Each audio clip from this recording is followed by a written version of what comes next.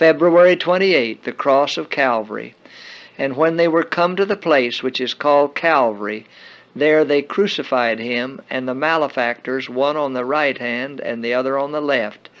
Luke 23:33.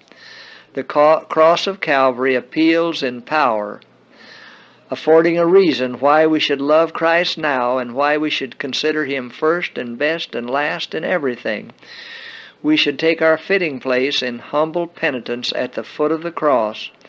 We may learn the lessons of meekness and lowliness of mind as we go up to Mount Calvary and, looking upon the cross, see our Savior in agony, the Son of God dying, the just for the unjust. Behold him who could summon legions of angels to his assistance with one word, a subject of jest and merriment, of reviling and hatred. He gives himself a sacrifice for sin. When reviled, he threatened not. When falsely accused, he opened not his mouth. He prays on the cross for his murderers. He is dying for them. He is paying an infinite price for every one of them. He would not lose one whom he has purchased at so great a cost. He gives himself to be smitten and scourged without a murmur. And this uncomplaining victim is the Son of God. His throne is from everlasting, and his kingdom shall have no end. Look, oh, look upon the cross of Calvary. Behold the royal victim suffering on your account. The Son of God was rejected and despised for our sakes.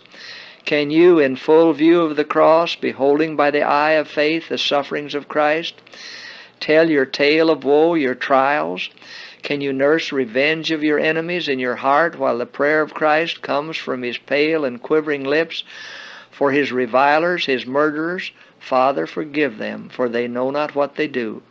Luke 23:34. We must not shrink from the depths of humiliation to which the Son of God submitted in order to raise us from the degradation and bondage of sin to a seat at his right hand.